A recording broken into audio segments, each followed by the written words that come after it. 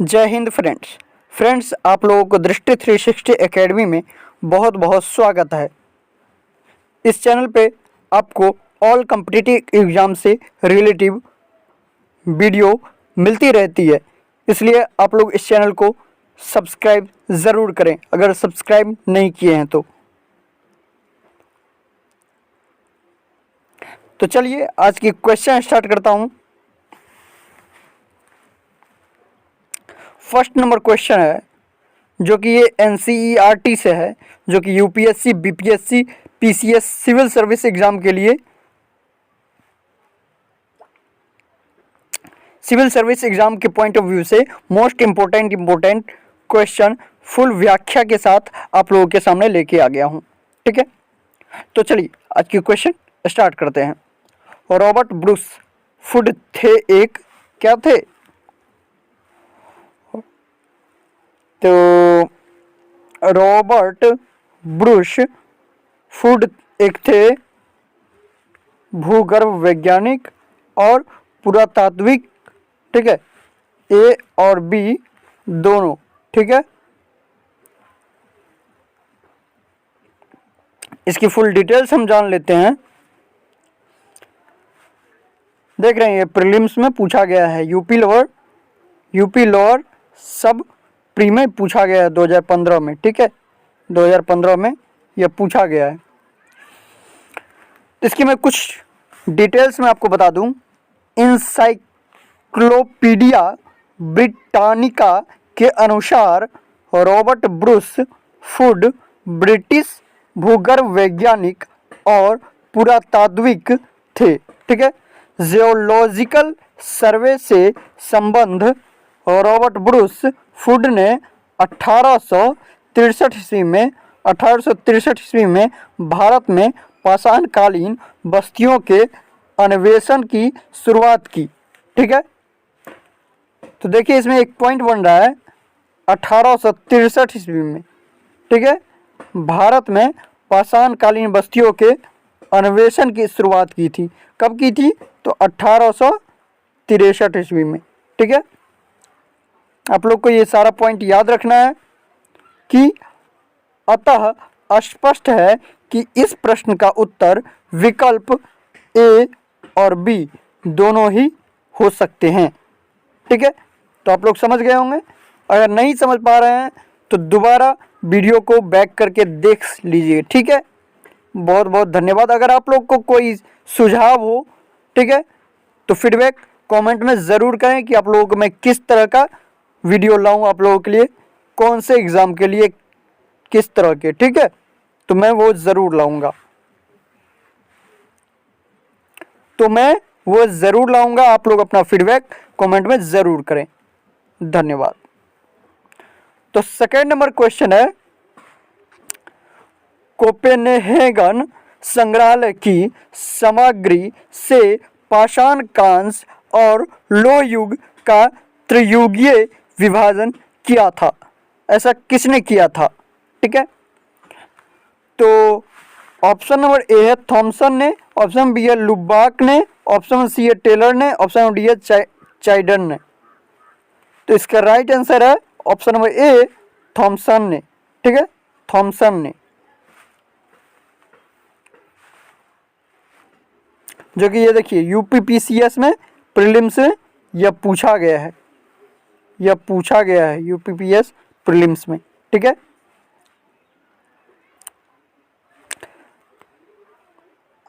अब इसकी कुछ डिटेल्स में आपको मैं बता दूं।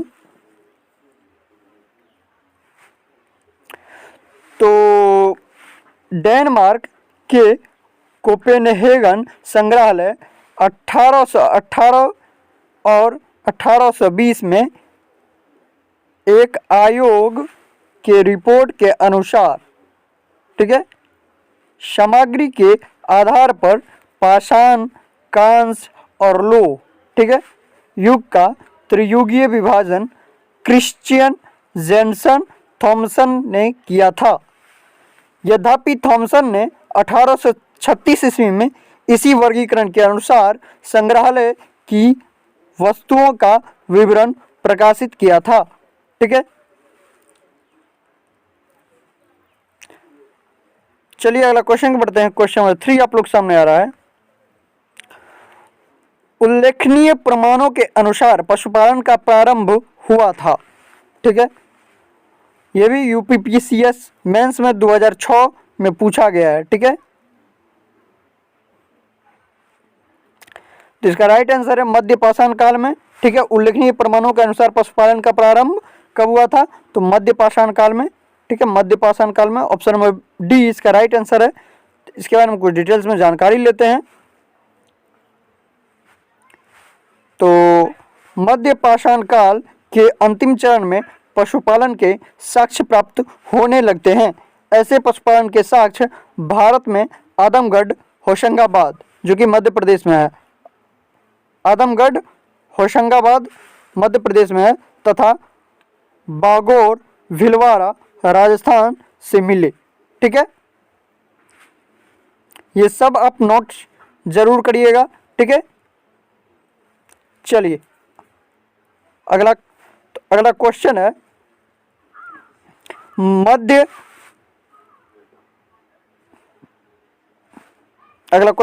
पाषाणिक। ठीक है,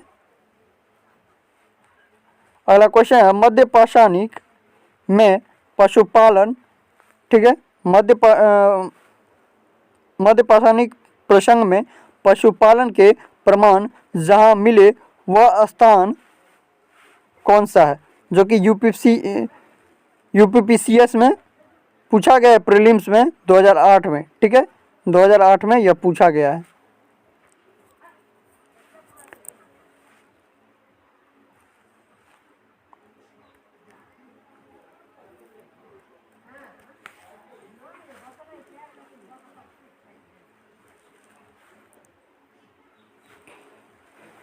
हाँ, तो इसका राइट आंसर हो जाएगा आपका ऑप्शन नंबर सी।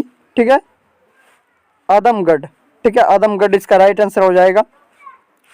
5 नंबर क्वेश्चन है, निम्नलिखित में से किस स्थल से हड्डी के उपकरण प्राप्त हुए हैं?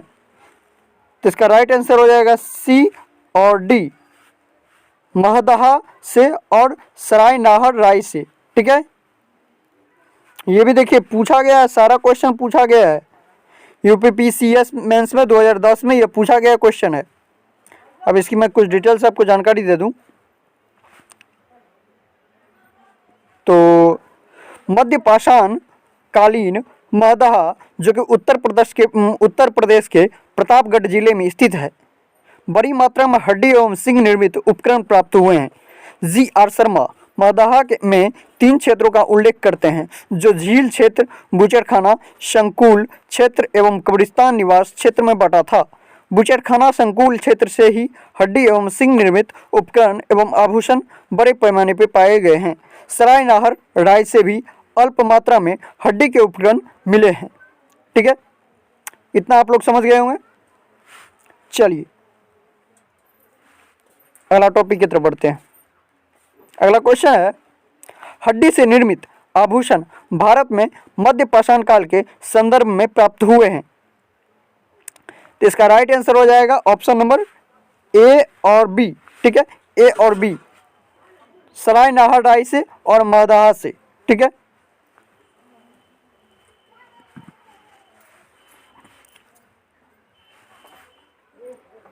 एक ही कब्र से 3 मानव कंकाल निकले हैं। कहाँ से निकले हैं एक ही कब्र से 3 मानव कंकाल? जिसका ऑप्शन नंबर बी, दमदमा से। ठीक है, दमदमा से, दमदमा से, दमदमा से। ठीक है, ये भी देखिए यूपीपीसीएस प्रीलिम्स में पूछा गया है, प्री एग्जाम में। ठीक है, तो इसके बारे में कुछ डिटेल्स आपको जानकारी बता दूं। मध्य गंगा घाटी के प्रतापगढ़ जिले में स्थित सराय नाहर राय, महदहा तथा दमदमा का उल्लेखन हुआ है। दमदमा में लगातार 5 वर्षों तक किए गए उल्लेखन के फलस्वरूप पश्चिमी तथा मध्यवर्ती क्षेत्रों से कुल मिलाकर 41 मानव समाधान ज्ञात हुए। इन समाधानों में से 5 समाधान युग्म समाधान है और एक समाधान में 3 मानव कंकाल एक साथ दफनाए हुए मिले हैं। शेष समाधानों में एक एक कंकाल मिले हैं। ठीक है, इतना आप लोग समझ गए होंगे। चलिए अगला क्वेश्चन बढ़ते हैं।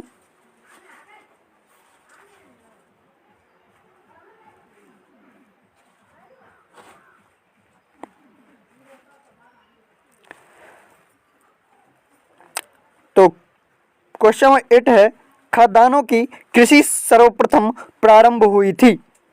तो आंसर हो जाएगा इसका ऑप्शन नंबर ए, नवपाषाण काल में। ठीक है, ऑप्शन नंबर ए, नवपाषाण काल में। इसके बारे में कुछ डिटेल जानकारी आपको बता दूं तो खाद्यान्नों का उत्पादन सर्वप्रथम नवपाषाण काल में ही हुआ। यही वह समय है जब मनुष्य कृषि कर्म से परिचित हुआ। ठीक है, चलिए अगला क्वेश्चन बढ़ते हैं। क्वेश्चन नंबर 9 है आप लोग सामने, भारत में मानव का सर्वप्रथम साक्ष्य कहाँ मिला है? तो इसका ऑप्शन नंबर डी सही आंसर हो जाएगा, नर्मदा घाटी पर। ठीक है, उत्तराखंड पीसीएस प्रीलिम्स एग्जाम में यह क्वेश्चन पूछा गया है। इसके बारे में कुछ डिटेल्स आपको जानकारी मैं बता दूं। भारत में मानव का सर्वप्रथम साक्ष्य मध्य प्रदेश के पश्चिमी नर्मदा क्षेत्र में अवस्थित हथनौड़ा होशंगाबाद नामक पुरास्थल से प्राप्त हुआ। इसकी खोज पुरातात्विक अरुण सोनकिया द्वारा 5 दिसंबर 1982 में किया गया। ठीक है, ये पॉइंट आप लोग को याद रखना है। इसकी खोज पुरातात्विक अरुण सोनकिया द्वारा 5 दिसंबर 1982 में किया गया है था। ठीक है, आप लोग को फुल वीडियो देखना है, वीडियो को बीच में छोड़ के बिल्कुल भी नहीं जाना है, ताकि आप लोग को इस पे मोस्ट इंपॉर्टेंट क्वेश्चन है जो आपसे छूटे ना। ठीक है, इसलिए आप लोग फुल वीडियो को देखिएगा, वीडियो को बीच में छोड़ के बिल्कुल भी नहीं जाएगा। प्रथम मानव जीवाश्म भारत की किस नदी घाटी से प्राप्त हुआ था? तो इसका राइट आंसर हो जाएगा ऑप्शन नंबर सी, नर्मदा घाटी से। ठीक है, 11वां क्वेश्चन है, मानव द्वारा सर्वप्रथम उपयुक्त अनाज था? तो सर्वप्रथम मानव द्वारा जौ अनाज था। ठीक है, इसके बारे में कुछ डिटेल्स आपको जानकारी मैं बता दूं। आधुनिक मानव समाज द्वारा मुख्य रूप से 8 अनाजों का उपभोग किया गया है, जो कि यह है जौ, गेहूं, चावल, मक्का, बाजरा, सोरगम, राई एवं जई। ठीक है, अनाज के पौधे विभिन्न क्षेत्रों में जंगली घास के रूप में विद्यमान थे, जिन्हें बीजों के रूप में अलग अलग क्षेत्र में अलग अलग समय पर मानव ने उगाया। वैश्विक दृष्टि से देखा जाए तो सर्वप्रथम जौ, ठीक है, बरली 8000 ईसा पूर्व के आसपास भूमध्य सागर एवं ईरान के मध्य स्थित पश्चिमी एशिया के देश में मानव द्वारा उगाया गया। बाद में लगभग इन्हीं क्षेत्रों में 18000 ईसा पूर्व 8000 ईसा पूर्व के आसपास ही गेहूं भी उगाया जाने लगा। आशा करता हूं कि आप लोग इतना समझ गए होंगे। चलिए अगला क्वेश्चन को बढ़ते हैं। तो भारतीय उपमहाद्वीप में कृषि के प्राचीनतम साक्ष्य प्राप्त हुए हैं।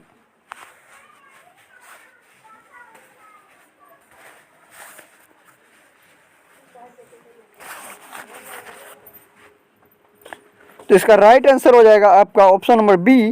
ठीक है, लोहड़ा देव से। ठीक है, इसका आपको मैं व्याख्या बता दूं तो न्यूनतम खोजों के आधार पर भारतीय उपमहाद्वीप में प्राचीनतम कृषि साक्ष्य वाला स्थल उत्तर प्रदेश के संत कबीर नगर जिले में स्थित लोहड़ा देव हैं। यहाँ से 9000 ईसा पूर्व से 7000 ईसा पूर्व तक के बीच चावल के साक्ष्य प्राप्त हुए हैं। उल्लेखनीय है कि यह न्यूनतम खोज के पूर्व भारतीय उपमहाद्वीप का प्राचीनतम कृषि साक्ष्य वाला स्थल है। मेहरगढ़ जो कि पाकिस्तान के बलूचिस्तान में स्थित है, यहाँ से 7000 ईसा पूर्व के गेहूं के साक्ष्य मिले हैं, जबकि प्राचीनतम चावल के साक्ष्य वाला स्थल कोल्ह डिहवा इलाहाबाद जिले में बेलन नदी के तट पर स्थित, यहाँ से 6500 ईसा पूर्व के चावल की भूसी के साक्ष्य मिले हैं। माना जाता था उपरोक्त संदर्भों में अब यदि विकल्प में लोहड़ा देव रहता है तो उपयुक्त विकल्प वही होगा, परंतु लोहड़ा देव के विकल्प में न होने की स्थिति में इसका उत्तर पूर्व की भांति होगा, उत्तर पूर्व की भांति होगा। भारतीय उपमहाद्वीप में कृषि के प्राचीनतम साक्ष्य प्राप्त हुए हैं, तो इसका राइट आंसर हो जाएगा ऑप्शन नंबर डी, मेहरगढ़ से। ठीक है, मेहरगढ़ से। भारतीय उपमहाद्वीप में कृषि के प्राचीनतम साक्ष्य प्राप्त हुए हैं कहाँ से? तो मेहरगढ़ से। ठीक है, मेहरगढ़ से, ऑप्शन नंबर डी। ठीक है, भारतीय उपमहाद्वीप में कृषि के प्राचीनतम साक्ष्य कहाँ से प्राप्त हुए हैं? तो इसका राइट आंसर हो जाएगा मेहरगढ़। ठीक है, मेहरगढ़, ऑप्शन नंबर सी।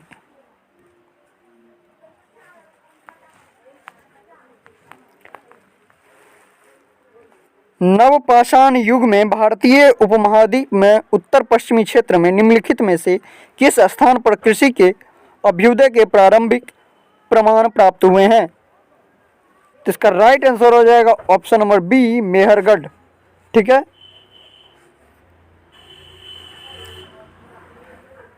भारत में पशुपालन एवं कृषि के प्राचीनतम साक्ष्य प्राप्त हुए हैं, तो कहां से प्राप्त हुए हैं? तो इसका राइट आंसर हो जाएगा ऑप्शन नंबर डी, मेहरगढ़ से। ठीक है, उस स्थल का नाम बताएं जहां से प्राचीनतम अस्थायी जीवन है के प्रमाण मिले हैं। तो इसका राइट आंसर हो जाएगा आपका ऑप्शन नंबर डी, मेहरगढ़। ठीक है, दिए गए विकल्पों में प्राचीनतम अस्थायी जीवन के प्रमाण सर्वप्रथम बलूचिस्तान के कच्ची मैदान स्थित मेहरगढ़ से मिले हैं, जिसकी प्रमाणिक स्थिति 7वीं सहस्त्राब्दी ईसा पूर्व 7000 ईसा पूर्व है, जबकि किली गुल मोहम्मद एवं कालीबंगा की प्राचीनतम स्थिति क्रमशः 4000 ईसा पूर्व एवं 3500 ईसा पूर्व है। अतः विकल्प डी सही उत्तर होगा, मेहरगढ़। ठीक है, चलिए अगला क्वेश्चन बढ़ते हैं। 18 नंबर क्वेश्चन है, 18 नंबर, निम्नलिखित में से किन स्थानों से मध्य पाषाण काल में पशुपालन के प्रमाण मिले हैं? तो इसका राइट आंसर हो जाएगा आपका ऑप्शन नंबर सी, बागौर से। ठीक है, बागौर से।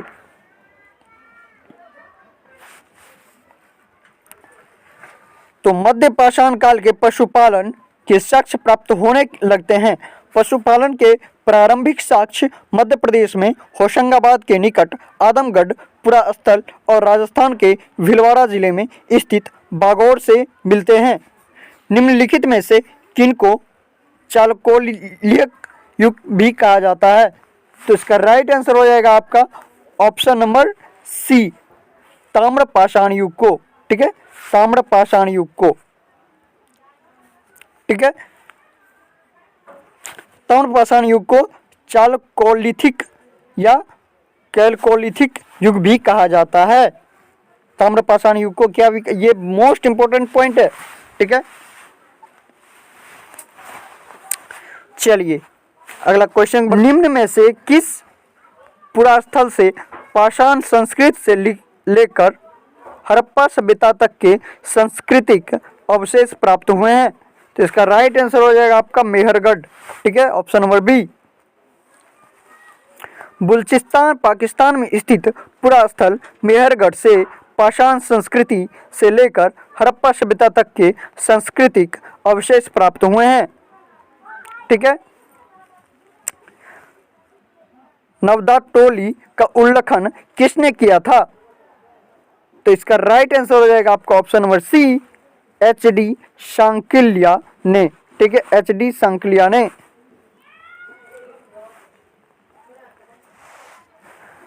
नवदा टोली मध्य प्रदेश, ठीक है, नवदा टोली जो कि मध्य प्रदेश का उल्लेखन दक्कन कॉलेज पूना के प्रोफेसर एच.डी. सांकलिया ने कराया था।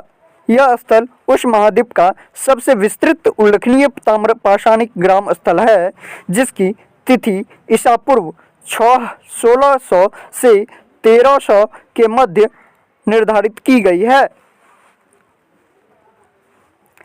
चलिए अगला क्वेश्चन बढ़ते हैं। नवदा टोली किस राज्य में अवस्थित है? तो इसका राइट आंसर हो जाएगा आपका option number D, Madhya Pradesh. ठीक है, मध्य प्रदेश।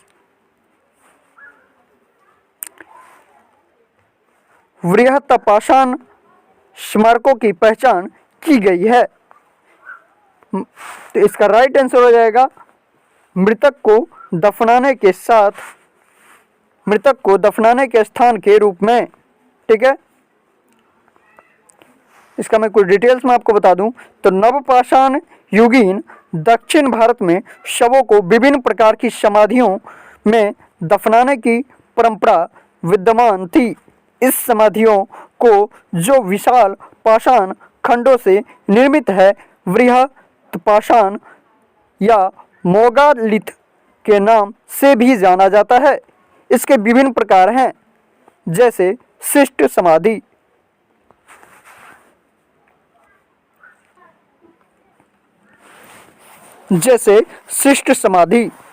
पिट सर्किल, कर्ण सर्किल, डोनमैन,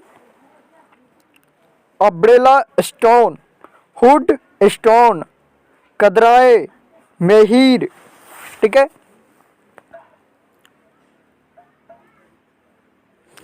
ये सब इनके प्रकार थे। राख का टीला निम्नलिखित किस नवपाषाण स्थल से संबंधित है? राख का टीला निम्नलिखित किस नवपाषाणिक स्थल से संबंधित है? तो इसका राइट आंसर हो जाएगा आपका ऑप्शन नंबर बी, संगन कल्लू। ठीक है, संगन कल्लू। राख का टीला निम्नलिखित किस नवपाषाण स्थल से संबंधित है? तो संगन कल्लू। ठीक है, चलिए इसका कुछ डिटेल्स मैं आपको बता दूं तो कर्नाटक में मैसूर के पास वेल्लारी जनपद में स्थित संगनकल्लू नामक नवपाषाण कालीन पुरास्थल से राख के टीले प्राप्त हुए हैं। ठीक है, और 25 नंबर क्वेश्चन है भीमबेटका, जो कि ये भी क्वेश्चन पूछा गया है MPPCS में। ठीक है, प्रीलिम्स में 2004 में। भीमबेटका किसके लिए प्रसिद्ध है? भीमबेटका किसके लिए प्रसिद्ध है?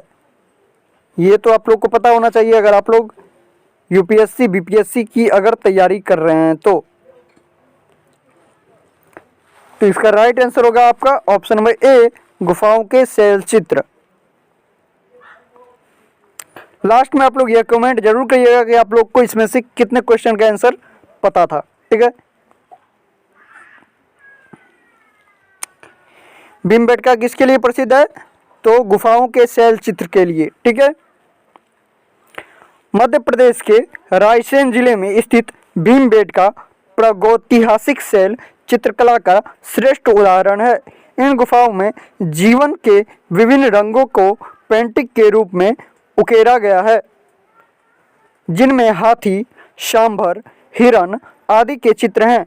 अब तक लगभग 700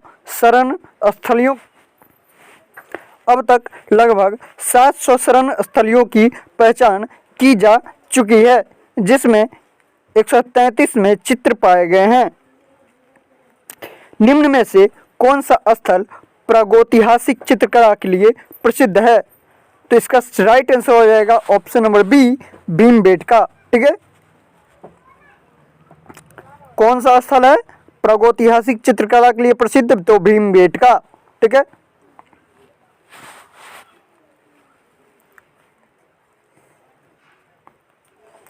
भीमबेटका की गुफाएं कहाँ स्थित है? तो इसका राइट आंसर हो जाएगा आपका अब्दुल्लागंज, रायसेन में। ठीक है, भारत में किस शिलाश्रय से सर्वाधिक चित्र प्राप्त हुए हैं? तो इसका राइट आंसर हो जाएगा भीमबेटका। ठीक है, भीमबेटका ऑप्शन नंबर बी। ठीक है, इसके बारे में कुछ डिटेल्स में आपको बता दूं, जो कि देखिए यह भी क्वेश्चन पूछा गया है UPPCS प्रीलिम्स 2020 में। ठीक है, मध्य प्रदेश के रायसेन जिले में स्थित भीमबेटका प्रागैतिहासिक शैल चित्रकला का श्रेष्ठ उदाहरण है। इसकी खोज वर्ष 1957 में VS वांककर ने की थी। यूनेस्को के भीमबेटका शैल चित्रों को विश्व विरासत सूची में सम्मिलित किया गया है। चलिए 30 नंबर क्वेश्चन है, गैरिक मृदभांड पात्र OCP का नामकरण हुआ था? ऑप्शन नंबर ए हस्तिनापुर, तो इसका राइट आंसर हो जाएगा हस्तिनापुर में ही। ठीक है,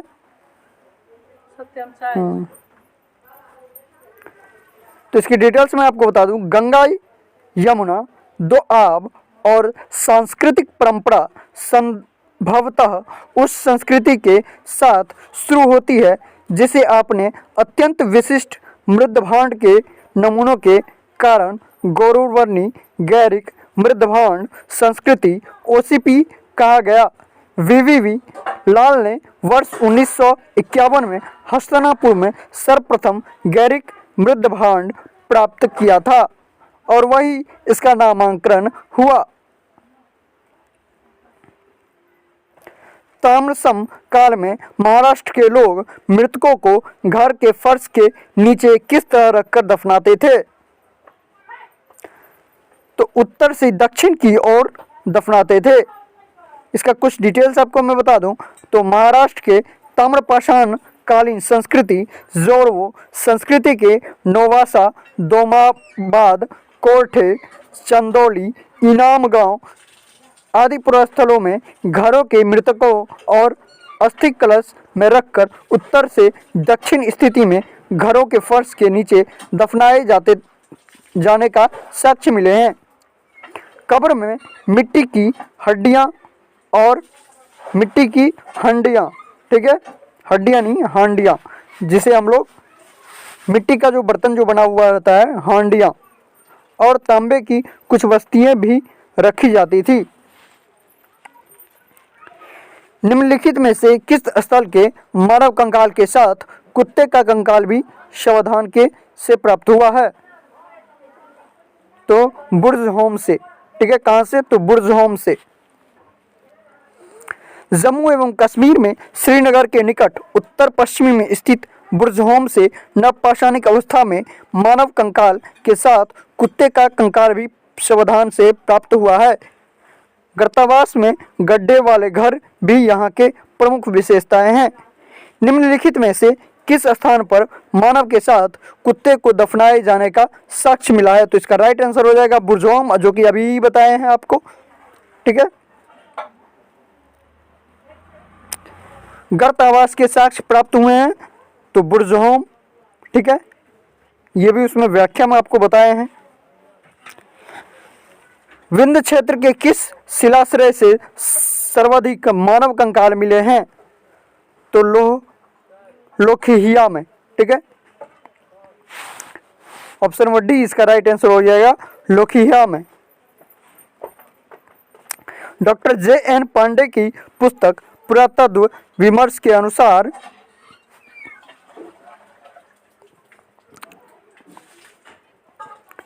डॉक्टर जे.एन. पांडे की पुस्तक पुरातत्व विमर्श के अनुसार विंध्य क्षेत्र के लोखिया शिलाश्रय संख्या 1 से मध्यपाषाणिक लघुपाषाणिक उपकरणों के अतिरिक्त 17 मानव कंकाल प्राप्त हुए हैं, जिनमें से कुछ सुरक्षित हालत में हैं तथा अधिकांश क्षत विक्षत अवस्था में प्राप्त हुए हैं।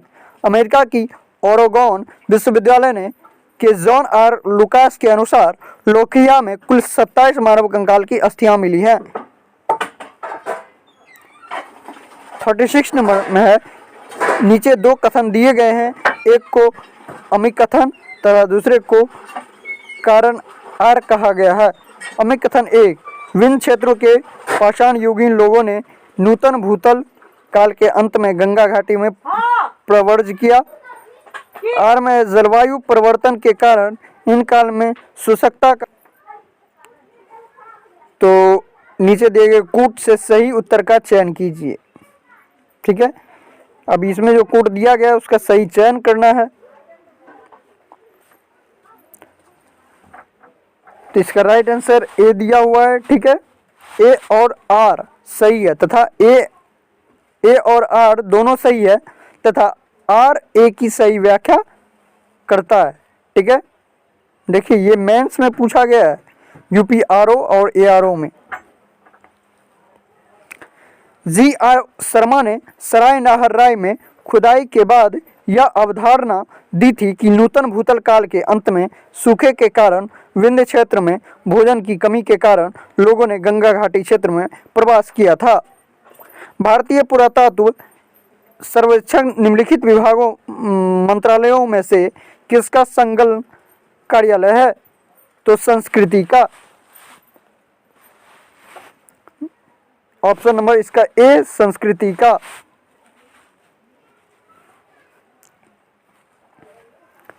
इसका कुछ व्याख्या है। भारतीय पुरातत्व सर्वेक्षण आर्कियोलॉजिकल सर्वे ऑफ इंडिया सांस्कृतिक मंत्रालय के अधीन एक विभाग है। भारतीय पुरातत्व का जनक किसे कहा जाता है?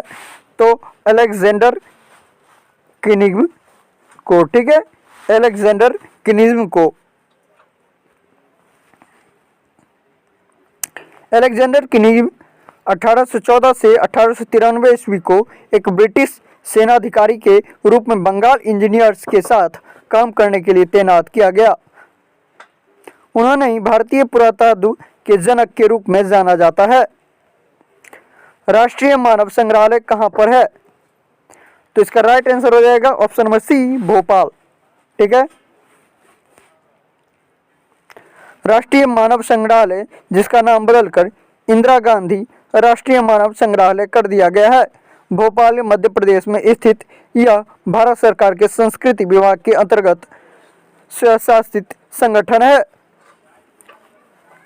चलिए, आज की क्वेश्चन यहीं तक थी। फिर से मिलते हैं आप लोगों को इसकी अगली पार्ट में नई वीडियो के साथ। तब तक के लिए जय हिंद, जय भारत। आप लोगों को वीडियो देखने के लिए बहुत बहुत धन्यवाद।